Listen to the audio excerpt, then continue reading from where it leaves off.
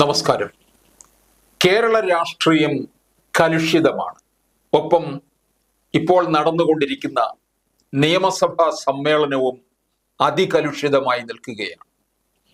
ADGP MR Ajith കുമാറിനെ ആ സീറ്റിൽ നിന്ന് മാറ്റിയത് കൊണ്ട് പ്രശ്നം അവസാനിക്കുന്നുണ്ടോ? അത് വെറും CPIയെ ഒന്ന് തണുപ്പിക്കുന്നതിന് വേണ്ടി മാത്രമാണ്.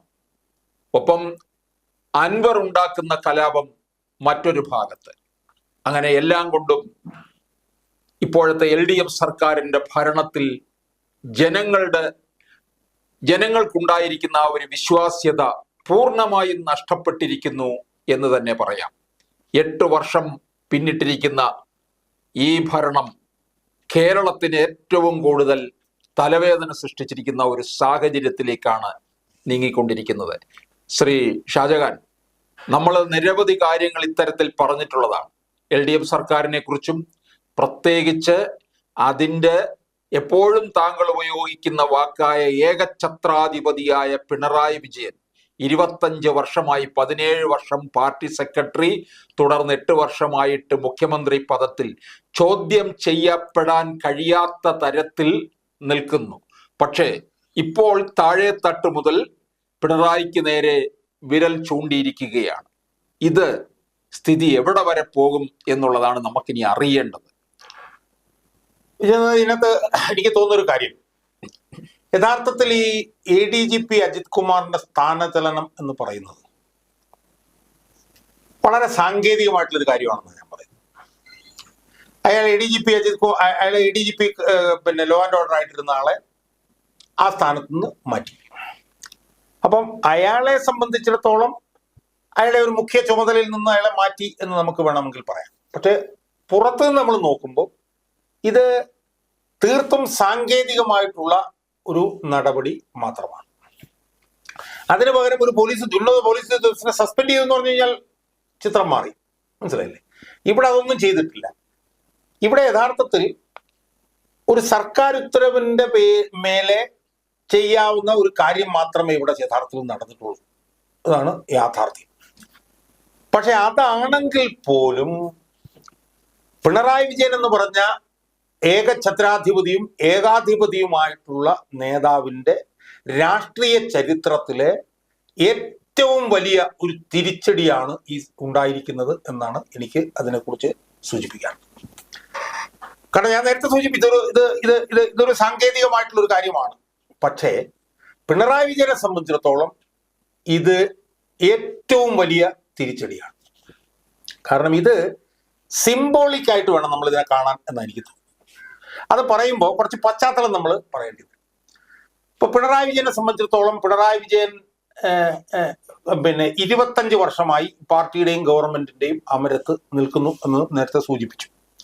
നമ്മൾ ഈ പിണറായി വിജയന്റെ ഈ കാലഘട്ടത്തിൽ അത്രയുമുള്ള തീരുമാനങ്ങൾ നമ്മൾ എടുത്തു നോക്കിയാൽ, അയാൾ പാർട്ടിയിലായാലും അയാൾ ഗവൺമെന്റിലായാലും ഒരു തീരുമാനം എടുത്താൽ ആ തീരുമാനം എത്ര വിമർശന വിധേയമായതാണെങ്കിൽ പോലും, എത്ര തെറ്റായിട്ടുള്ളതാണെങ്കിൽ പോലും, എത്ര ജനാധിപത്യ വിരുദ്ധവും ഏകാധിപത്യപരവുമായിട്ടുള്ളതാണെന്ന് പറഞ്ഞാൽ പോലും ഒരു കാരണവശാലും അയാൾ ആ തീരുമാനത്തിൽ നിന്ന് മാറില്ല എന്നുള്ളതാണ് അയാളുടെ ഒരു ശൈലി. അതിന് ഒരുപാട് ഉദാഹരണങ്ങൾ. ഇപ്പൊ പാർട്ടിക്കകത്തൊക്കെ അയാൾ 2006 പാർട്ടി പിടിച്ചതിന് ശേഷം എടുത്തിട്ടുള്ള ഒരുപാട് നടപടികൾ. ഞാനിപ്പോ ഓർക്കുകയാണെന്ന S ശർമ്മയെയും M ചന്ദ്രനെയും അയാള് ഏകപക്ഷീയമായി സംസ്ഥാന സെക്രട്ടേറിയറ്റിൽ നിന്ന് മാറ്റി. അയാള് അച്യുതാനന്ദനെതിരെ എടുത്തിട്ടുള്ള അസംഖ്യം നിലപാടുകൾ. അതിനുശേഷം 2009, 2010, 2011 കാലഘട്ടത്തിൽ അയാള് ലാവ്ലിൻ കേസിൽ പ്രതിയായിരുന്നു. ആ പ്രതിയായിരുന്ന സമയത്ത് പോലും അയാൾക്കെതിരെ അതിഭീകരമായിട്ടുള്ള ആരോപണങ്ങൾ വന്നിട്ട് പോലും അയാള് അതൊന്നും കണ്ടതായി അയാൾ നടിച്ചിട്ടില്ല. അതിനുശേഷം അയാൾക്കെതിരെ എത്ര അഴിമതി ആരോപണങ്ങൾ 2020 മുതൽ ഇങ്ങോട്ട് വരുന്നു. 2020 മുമ്പ് എത്ര അഴിമതി ആരോപണങ്ങൾ, സ്പ്രിംഗ്ലർ, ഇതുമായി ബന്ധപ്പെട്ട് ഒക്കെ തന്നെ പമ്പ മണൽക്കടത്ത്, ബ്രൂവറി, ഈ മറ്റേതാണ് ബിവറേജ് കോർപ്പറേഷന്റെ ബേവ്കോ എന്ന് പറഞ്ഞ എന്തോ ഒരു ആപ്പ്, ഒരുപാട് ആരോപണങ്ങൾ അന്ന് വന്നു. 2020 മുതൽ അയാൾക്കെതിരെ നമ്മൾ കേൾക്കുന്ന ആരോപണങ്ങൾ എന്ന് പറഞ്ഞാൽ ഒരു മുഖ്യമന്ത്രിക്കെതിരെയും കേൾക്കാത്ത ആരോപണങ്ങളാണ്. CPM-ന്റെ ഒരു മുഖ്യമന്ത്രിക്കെതിരെയും കേൾക്കാത്ത അസംഖ്യം ആരോപണങ്ങൾ അയാൾക്കെതിരെ വന്നു. ഈ ആരോപണങ്ങൾ എല്ലാം വരുമ്പോഴും അതിഭീകരമായിട്ടുള്ള വിമർശനങ്ങൾ, എതിർപ്പുകൾ ഒക്കെ പാർട്ടിക്ക് അകത്തുനിന്നും പുറത്തുനിന്നും ജനങ്ങളുടെ ഇടയിൽ നിന്നും ഉയരുമെങ്കിലും ആ ഒരു തീരുമാനവും അയാൾ മാറ്റില്ലെന്ന് മാത്രമല്ല, ഇത് എതിർക്കുന്ന ആളുകൾക്ക് വെറും കീറക്കടലാസിന്റെ വിലയാണ് അയാൾ കൊടുത്തോണ്ടിരുന്നത്. അയാളുടെ സർക്കാർ തന്നെ എടുത്തിട്ടുള്ള എത്രയോ നടപടികളുണ്ട്. ആ നടപടികളൊന്നും അയാൾ ഈ പറഞ്ഞതുപോലെ പച്ചയ്ക്ക് ഒരു ഒരു ഒരു വിലയും ഇതും കൊടുക്കാതെ അയാൾ ചവറ്റുകൊട്ടെ തള്ളുന്ന പോലെ തള്ളി മുന്നോട്ട് പോകുന്ന ഒരു സമീപനമായിരുന്നു. ഇനി ഈ കാര്യത്തിൽ നമ്മളൊന്ന് നോക്കൂ. ഇപ്പൊ ADGP അജിത് കുമാറുമായി ബന്ധപ്പെട്ടുള്ള കാര്യത്തിൽ നമ്മൾ നോക്കിയാൽ, ADGP അജിത് കുമാർ എന്ന് പറയുന്നത് അയാളുടെ ഏറ്റവും വിശ്വസ്ത വിനീത വിധേയനായിട്ടുള്ള ഒരു പോലീസ് ഉദ്യോഗസ്ഥനായിരുന്നു എന്നുള്ള കാര്യത്തിൽ ആർക്കാണ് സംശയം? സ്വപ്ന സുരേഷിന്റെ മുന്നിലേക്ക് സ്വപ്ന സുരേഷ് പിണറായി വിജയനെതിരെ കൊടുത്ത 164 സ്റ്റേറ്റ്മെന്റ് മാറ്റി പിണറായി വിജയനെ രക്ഷിക്കണം എന്ന് പറഞ്ഞുകൊണ്ട് ഒരു പത്രപ്രവർത്തകനെ സ്വപ്ന സുരേഷിന്റെ മുന്നിലേക്ക് വിട്ട പോലീസ് ഉദ്യോഗസ്ഥനാണ് ഇയാൾ. മനസ്സിലായി? അവിടെ ഇരുന്നപ്പോഴത്തേക്ക് ഏതാണ്ട് 1.5 ഡസൻ തവണ അയാളെ വിളിച്ചിട്ട് അങ്ങനെ പറ, ഇങ്ങനെ പറ, അങ്ങനെ പറ, ഇങ്ങനെ പറ എന്നൊക്കെ പറഞ്ഞ് പിണറായി രക്ഷിക്കാൻ ശ്രമിച്ച ആളാണ് ഇയാൾ. ആ വിശ്വസ്ത വിനീത വിധേയനായിട്ടുള്ള ADGP അജിത് കുമാറിനെ എന്തെല്ലാം സമ്മർദ്ദങ്ങൾ അയാൾക്കെതിരെ വന്നു. കഴിഞ്ഞ ഒരു മാസക്കാലം, ശരിക്കും സെപ്റ്റംബർ 2 മുമ്പുള്ള ഒരു മാസക്കാലം, ഓരോ ദിവസം എന്നോണം ഈ PV അൻവർ അയാൾക്കെതിരെ അതിരൂക്ഷമായിട്ടുള്ള ആരോപണങ്ങൾ പുറത്തുകൊണ്ടുവരായിരുന്നു, തെളിവുകൾ പുറത്തുകൊണ്ടുവരായിരുന്നു, രേഖകൾ പുറത്തുകൊണ്ടുവരായിരുന്നു, ഓഡിയോ പുറത്തുകൊണ്ടുവരായിരുന്നു. ഇതെല്ലാം പുറത്തു കൊണ്ടുവന്നു. അവസാനം സെപ്റ്റംബർ 2-ാം തീയതി അയാൾക്കെതിരെ അന്വേഷണം പ്രഖ്യാപിച്ചു. അന്വേഷണം പ്രഖ്യാപിച്ചതിന് ശേഷം എന്തൊക്കെ ഡെവലപ്മെന്റുകൾ നടന്നു? അതിനുശേഷം പ്രതിപക്ഷ നേതാവ് അയാൾക്കെതിരെ രംഗത്ത് വന്നു. CPI നിരന്തരമായി അയാൾക്കെതിരെ രംഗത്ത് വന്നു. ഇത്രയേറെ വിമർശനങ്ങൾ ഉയർന്നിട്ടും ഇത്രയേറെ കോർണർ ചെയ്തിട്ടും അയാള് MR അജിത് കുമാറിനെ തന്റെ ചിറകിനടിയിൽ തന്റെ മക്കളെ നിർത്തുന്നത് പോലെ വാത്സല്യത്തോടുകൂടി അയാളെ നിർത്തുകയായിരുന്നു. അങ്ങനെ നിർത്തിയ ഒരു പോലീസ് ഉദ്യോഗസ്ഥനെ സമ്മർദ്ദങ്ങളുടെ കൊടുങ്കാറ്റിൽപ്പെട്ട് അയാളെ മാറ്റേണ്ടി വന്നു എന്ന് പറയുമ്പോൾ അത് പിണറായി വിജയന്റെ ഒരുപക്ഷെ രാഷ്ട്രീയ ജീവിതത്തിലെ തന്നെ ഏറ്റവും ശക്തവും മാരകവുമായിട്ടുള്ളൊരു തിരിച്ചടി ആയിരിക്കും എന്നാണ് ദീർഘകാലമായി അതിന്റെ പ്രവർത്തനങ്ങളെ വളരെ അടുത്തു നിന്ന് നിരീക്ഷിക്കുന്ന ഒരാളെന്നുള്ളതിൽ എനിക്ക് സൂചിപ്പിക്കാറുണ്ട്. ഈ നിയമസഭയിൽ നമ്മൾ കണ്ടുകൊണ്ടിരിക്കുന്നത് ഈ വളരെ ഒരു പ്രതിപക്ഷ ബഹുമാനമില്ലാത്ത തരത്തിലുള്ള ഒരു സമീപനമല്ലേ മുഖ്യമന്ത്രിയിൽ നിന്ന് തന്നെ ഉണ്ടായിരിക്കുന്നത്? അല്ല, അതിപ്പോ അതിനകത്ത് ഇപ്പൊ പ്രത്യേകിച്ചും നമ്മൾ പറയേണ്ട കാര്യമില്ല. കാരണം വെച്ചാൽ അയാളുടെ സ്വഭാവത്തിൽ അന്തർലീനമായിട്ടുള്ള ഈ പറഞ്ഞ പോലെ താൻ പ്രമാണിത്വം, അഹങ്കാരം, പ്രതിപക്ഷ ബഹുമാനമില്ലായ്മ, അതൊക്കെ സ്വാഭാവികമാണ്. അയാളുടെ സ്വഭാവത്തിൽ അന്തർലീനമായിട്ടുള്ള ഒരു കാര്യമാണ്. മനസ്സിലായി? പക്ഷെ അയാളെ സംബന്ധിച്ചിടത്തോളം ഞാൻ നേരത്തെ പറഞ്ഞതുപോലെ അയാൾ ഒരു തീരുമാനമെടുത്താൽ ആ തീരുമാനത്തിൽ നിന്ന് അണുവിട അങ്ങോട്ടും ഇങ്ങോട്ടും മാറില്ല എന്നാണ് അയാളെ പിന്തുണയ്ക്കുന്ന ആളുകൾ പറഞ്ഞിട്ടുള്ളത്.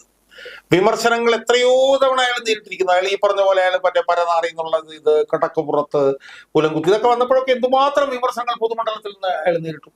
അതിനെയെല്ലാം അചഞ്ചലനായി നേരിട്ട് കൊണ്ടിരുന്ന ഒരാളായിരുന്നു പിണറായി വിജയൻ. ആ പിണറായി വിജയന് നാലുപാടിൽ നിന്നുള്ള വിമർശനങ്ങളെ തുടർന്ന് തന്റെ ഏറ്റവും അടുപ്പക്കാരനായിട്ടുള്ള ഒരു പോലീസ് ഉദ്യോഗസ്ഥനെ ക്രമസമാധാന ചുമതലയിൽ നിന്ന് മാറ്റേണ്ടി വന്നു എന്ന് പറയുമ്പോൾ താൽക്കാലികമായിട്ടെങ്കിലും അയാൾക്കുണ്ടായിട്ടുള്ള വലിയൊരു പരാജയമാണ്. ഇതിനകത്തുള്ളൊരു പ്രത്യേകത എന്താണെന്ന് വെച്ച് കഴിഞ്ഞാൽ, ഈ CPM-നകത്തെയും അതുപോലെ തന്നെ പൊതുമണ്ഡലത്തിലുമൊക്കെ ഉള്ള ഈ രാഷ്ട്രീയ പ്രശ്നം, ഇതൊക്കെ ഒരു മൈൻഡ് ഗെയിമാണ്. ഞാൻ നേരത്തെ സൂചിപ്പിച്ചിട്ടുണ്ട്.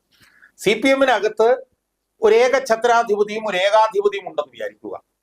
CPM-നകത്ത് ആ ഏകഛത്രാധിപതിക്കൊപ്പമാണ് വിജയം എന്നും കൂടി ഉണ്ടെങ്കിൽ അയാൾക്ക് പല്ലവി പാടുക ആയിരിക്കും CPM-ലെ മുകൾത്തട്ടിൽ മുതൽ താഴെത്തട്ട് വരെ ഉള്ളത്. അതാണ് CPM എന്ന് പറഞ്ഞ പാർട്ടിയുടെ ഒരു പ്രവർത്തനത്തിന്റെ ഡൈനാമിക്സ് എന്ന് പറയും. പക്ഷേ ആ ഏകാധിപതിയുടെ കൂടെ വിജയമില്ലാതെ വരികയും ആ ഏകാധിപതിക്ക് പരാജയങ്ങൾ ഉണ്ടാവുകയും ചെയ്തു കഴിഞ്ഞാൽ ഈ പാർട്ടിയിലുള്ള മുകൾത്തട്ടിൽ മുതൽ അടിത്തട്ട് വരെ അയാൾക്ക് വേണ്ടി ഓശാന പാടിക്കൊണ്ടു നിന്നിരുന്ന മുഴുവൻ ആളുകളും ഒരു day in and day out അയാൾക്കെതിരെ തിരിയുന്ന ഒരു രീതി വരും. അതിൻ്റെ ഒരു തുടക്കമായിരിക്കും ഇത് എന്നാണ് ഞാൻ വിശ്വസിക്കുന്നത്. ഇനി വിമർശനങ്ങൾ ഉയർന്നു വരും. ഇപ്പോൾ തന്നെ വിമർശനങ്ങൾ ഉയർന്നു വന്നു തുടങ്ങി കഴിഞ്ഞു. CPM-ന്റെ സംസ്ഥാന കമ്മിറ്റിയിൽ തന്നെ അയാൾക്കെതിരെ വിമർശനങ്ങൾ കണ്ണൂരിൽ തന്നെ ഉയർന്നു കഴിഞ്ഞു. മറുഭാഗത്ത് പാർട്ടി സമ്മേളനങ്ങളിലൊക്കെ അയാൾക്കെതിരെ വലിയ വിമർശനങ്ങൾ ഉയർന്നു. അപ്പൊ അതുകൊണ്ട് വിമർശനത്തിൽ ഇനി കനം വർദ്ധിക്കും. ഘടകകക്ഷികളിൽ നിന്നുള്ള വിമർശനങ്ങൾക്ക് ഇനി ശക്തി കൂടും. സ്വാഭാവികമായും ഇനി പിടിച്ചു നിൽക്കൽ അയാളെ സംബന്ധിച്ചിടത്തോളം അത്ര എളുപ്പമായിരിക്കില്ല എന്നാണ് എനിക്ക് പറയാനുള്ളത്. അപ്പൊ ആ ഒരു കാര്യത്തില് ഒരു വാട്ടർ ഷെഡാണ് ഈ തീരുമാനം. യഥാർത്ഥത്തിൽ വളരെ സാങ്കേതികമായിട്ടുള്ളൊരു തീരുമാനമാണെങ്കിൽ പോലും ഇത് ചെയ്യാതെ നിവൃത്തിയില്ല എന്നുള്ള നിലയിലേക്ക് അയാൾ കോർണർ ചെയ്യപ്പെട്ടു എന്നുള്ളത് അയാളെ സംബന്ധിച്ചിടത്തോളം വലിയൊരു തിരിച്ചടിയാണ്. ഈ തിരിച്ചടിയിൽ നിന്ന് അയാൾക്ക് കരകയറാനുള്ള സാധ്യത തുലം കുറവായിരിക്കും എന്നാണ് അയാളെ നിരീക്ഷിക്കുന്ന ഒരാളെന്നുള്ളതിൽ എനിക്ക് തോന്നി. ഈ എം വി ജയരാജൻ പോലും ചോദ്യവുമായിട്ട് രംഗത്ത് എത്തിയില്ലേ? അത് ഞാൻ പറഞ്ഞല്ലോ, അത് കണ്ണൂർ ജില്ലയിൽ നിന്ന് തന്നെ ഉരുത്തിരിഞ്ഞ് വന്നുകൊണ്ടിരിക്കുന്ന വലിയൊരു എതിർപ്പിന്റെ ഒരു പ്രതിഫലനമാണ്. കണ്ണൂർ ജില്ല എന്ന് പറയുന്നത് അയാളുടെ ജില്ലയാണ്.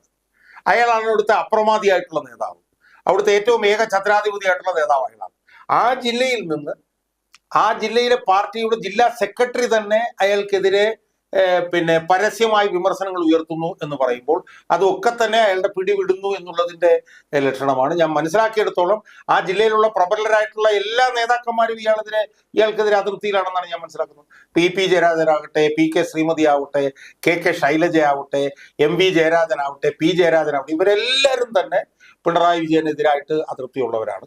അപ്പൊ അതുകൊണ്ട് ഇവരെല്ലാവരും കൂടി ഒരുമിച്ച് പിണറായി വിജയനെതിരെ നിൽക്കുന്നു എന്ന് പറയുമ്പോൾ ഇന്നത്തെ ഒരു ദുർബലാവസ്ഥയിൽ, എന്ന് മാത്രമല്ല ഒരു രോഗാവസ്ഥയും ഒക്കെ ഉണ്ട്. അതിന്റെയൊക്കെ അടിസ്ഥാനത്തിൽ ഇതിനെതിരെ പഴയതുപോലെ പിടിച്ചു നിന്ന് ഊർജത്തോടുകൂടി പോരാടാൻ പിണറായി വിജയൻ ബുദ്ധിമുട്ടായിരിക്കും എന്നാണ് ഇതുവരെ നോക്കുമ്പോൾ നമുക്ക് അയാളുടെ നീക്കങ്ങൾ നമുക്ക് കാണാൻ കഴിയും. ഈ VD സതീശൻ സഭയിൽ പറഞ്ഞത്, എനിക്ക് എൻ്റെ ഒരു പ്രാർത്ഥന എപ്പോഴും ഉള്ളത് ഈ മുഖ്യമന്ത്രിയെ പോലെ, പിണറായി വിജയനെ പോലെ അഴിമതിക്കാരനാകാതിരിക്കണം എന്നുള്ളതാണെന്നാണ് പറഞ്ഞത്.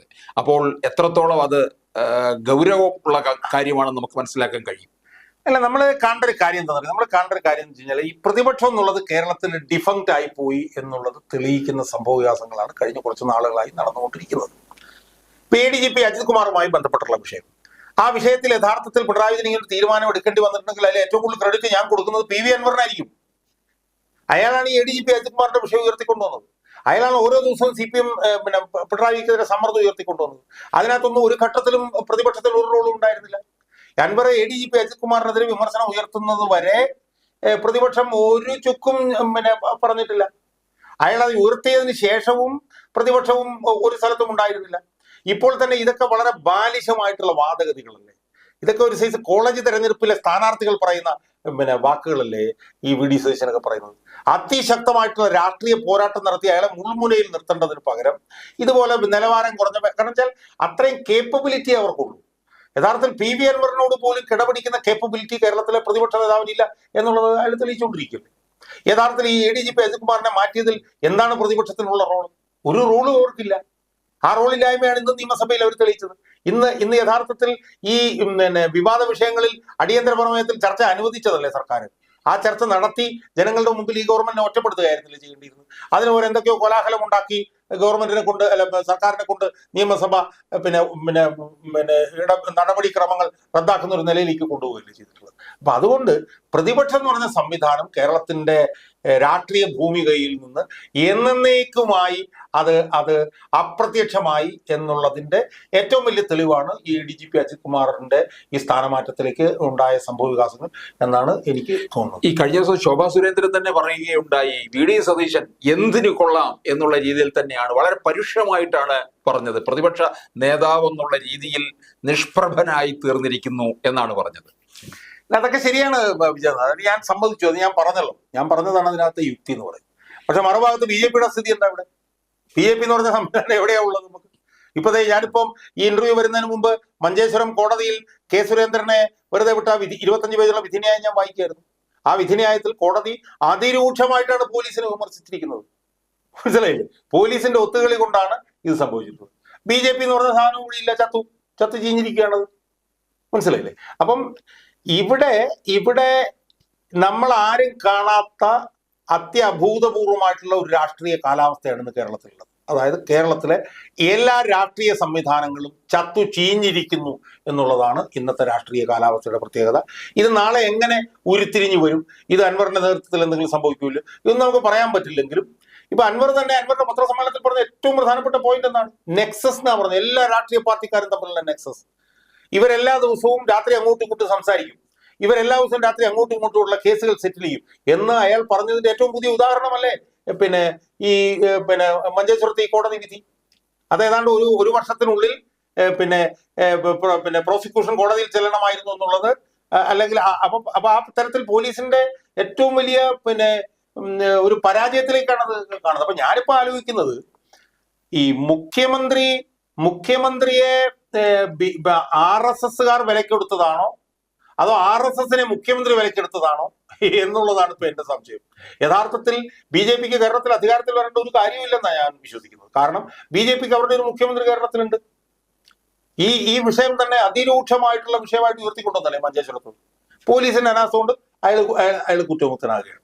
മനസ്സിലായി. അപ്പൊ യഥാർത്ഥത്തിൽ പിണറായി വിജയന്റെ തലച്ചോറ് തന്നെ BJP RSS വാടകയ്ക്ക് എടുത്തു എന്നാണ് ഇപ്പോഴത്തെ ഒരു സാഹചര്യത്തിൽ നമുക്ക് കാണാൻ പറ്റുന്നത്. അപ്പൊ അതുകൊണ്ട് BJPക്ക് ഇവിടെ അധികാരത്തിലൊന്നും വരേണ്ട കാര്യമില്ല. BJPയുടെ ഒരു മുഖ്യമന്ത്രി അവർക്ക് കേരളത്തിൽ ഉണ്ട് എന്നുള്ളത് തെളിയിച്ചുകൊണ്ടിരിക്കുകയാണ്. കേരളത്തിൽ ഇന്നത്തെ ഏറ്റവും ഗതികെട്ട ഒരു രാഷ്ട്രീയ കാലാവസ്ഥ എന്ന് പറയുന്നത് PV അൻവർ പറയുന്ന പോലെ എല്ലാ രാഷ്ട്രീയ പാർട്ടികളും തമ്മിലുള്ള നെക്സസ് ആണ്. ഇവിടെ ഇടതുപക്ഷവും വലതുപക്ഷവും BJPയും ചത്തിരിക്കുന്ന 3 മൃതദേഹങ്ങളാണ് ഇവിടുത്തെ രാഷ്ട്രീയ ഭൂമികയിൽ നോക്കിയാൽ നമുക്കിപ്പോൾ കാണാൻ കഴിയുന്നത്. ഇതിനകത്ത് നിന്ന് എങ്ങനെ ജനങ്ങൾ രക്ഷപ്പെട്ട് പുറത്തേക്ക് വരും, അവരെങ്ങനെ ലിബറേറ്റ് ചെയ്യപ്പെടും എന്നുള്ളത് കാത്തിരുന്ന് കാണുക എന്ന് മാത്രമേ നമുക്ക് ഈ സാഹചര്യത്തിൽ നമുക്ക് പറയാൻ കഴിയൂ.